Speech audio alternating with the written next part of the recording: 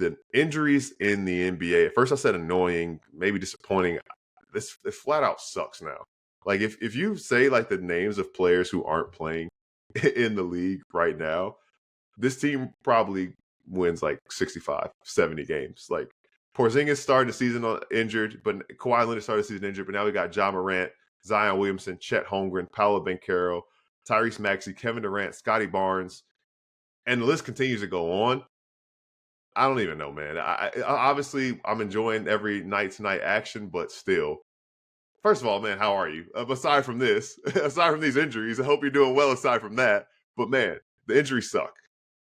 I'm personally healthy right now, but I'd be willing to give up like some of my body parts to let like these guys be more healthy because the NBA is still finding a way to deliver. But like you said, it does suck. Like, I mean, it was in the same day that we found out that Kevin Durant and Ja Morant were both going to miss extended time. You know, I want to single out the New Orleans Pelicans who like, you know, you picked to go to the Western Conference Finals, which like with a fully healthy roster, that looked all right. You know what I mean? Like I didn't hate that as a hot take, but then you look at the roster, Zion Williamson has missed time. DeJounte Murray's missed time. Herb Jones is missing time. Trey Murphy's missed time. Like it doesn't.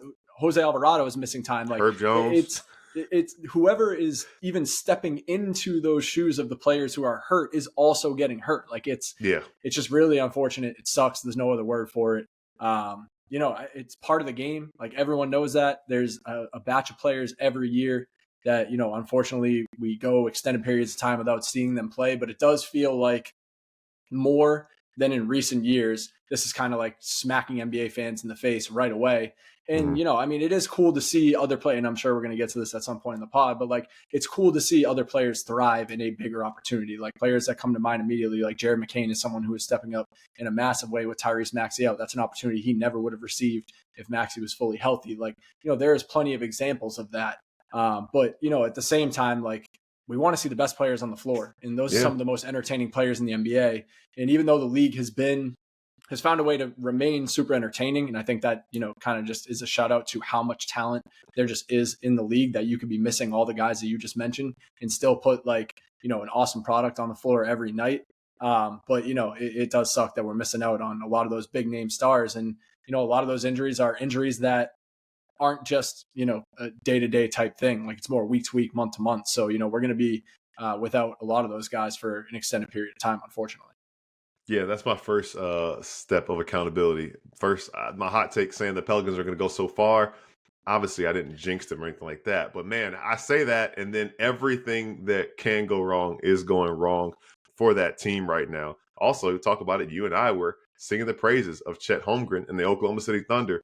He takes a terrible fall, has a very rare hip fracture. He's out 8 to 10 weeks. That's the other thing. These aren't just like injuries, all sprained ankle, he'll be back next week, or, you know, this guy dislocated something and, you know, he just needs to rest and heal. Like serious stuff for a lot of these guys, and soft tissue injuries, some of these guys too, that they'll probably take their time coming back from.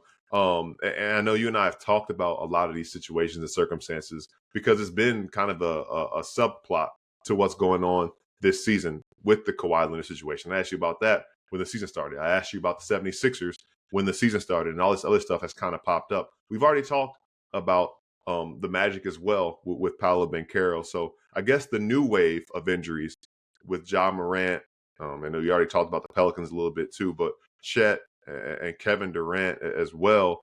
When you look at those specific situations, those are teams that have high aspirations in Phoenix, in Memphis, in Oklahoma City. Who do you think is best equipped to handle the absence of those key guys based on what you've seen so far, based on the way their rosters are set up? Because the Thunder are dealing with a lot too. Isaiah Hartenstein hasn't even played yet. And the teams so far at the time of recording have looked okay in the absence of those guys. But again, it's okay for 1 or 2 games, but bigger picture is a different story. Yeah, I actually think that this is going to be an interesting answer because like the team that is most equipped to handle that injury is the Oklahoma City Thunder. But at the same time, like they are the team that has to make the biggest adjustment because like you said, Isaiah Hartenstein is already out of the lineup. Their starting lineup that they played the other night with the first game with Chet Holmgren out, Shai Gilgeous-Alexander is the biggest player on the floor at 6'5". So they're going complete small ball. And it's not like we've never seen that before. Obviously, the Warriors kind of, you know, paved the way with Draymond playing the 5. We've seen the Houston Rockets try it after they traded Clint Capella, and that image went viral of PJ Tucker on stilts, trying to guard centers. So, we're seeing the Thunder try to find ways to adapt. Aaron Wiggins, my guy, Terp, is playing some center. J-Dub is holding it down in the paint, playing some center. Like, Alex Caruso is getting down and dirty in guarding some big men. So, they have physical defenders. They have guys with length that are willing to take on those challenges. And it was an interesting first challenge they had to face. Ivica Zubac, who, has been he's been a rebounding machine this year. He's an immovable force in the paint. He's really an overwhelming presence down there, and they still found a way to get it done. But it's like, okay, he is talented at what he does as a back to the basket kind of old school style big man. Like, what do you do when you're playing Nikola Jokic? What do you do when you're playing Joel Embiid?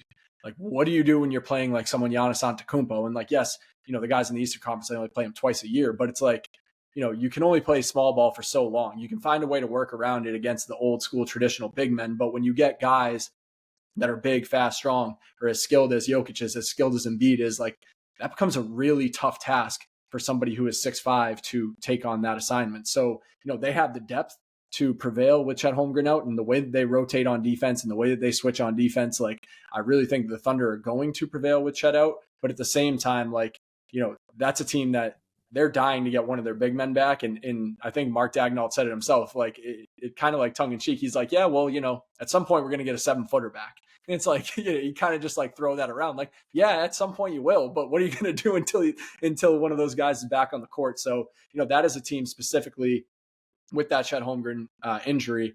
I'm really intrigued to watch them night in and night out to see how they kind of adapt to having no big men right now. Yeah, you mentioned Mark Daigneault, and it was crazy to see. Like, I was wondering what was going to happen and what they were going to do to adjust in the aftermath of Holmgren's absence.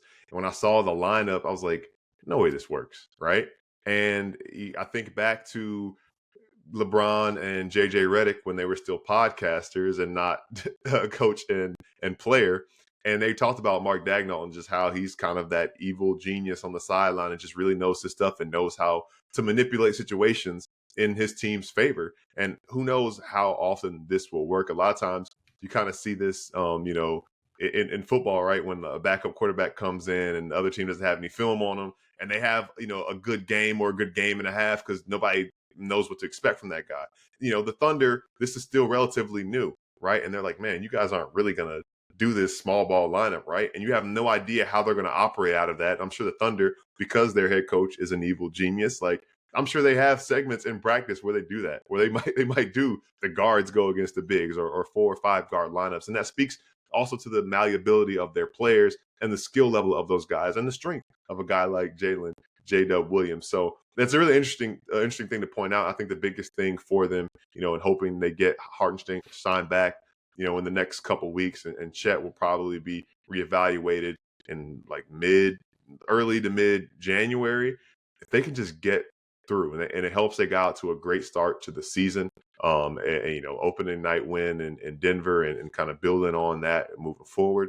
So they're not in a terrible spot, especially if they can kind of just play 500 ball in the absence and they can stay, around 7 or 8 games over 500. So again, that's why it's so important to start the season, come out the gates the right way.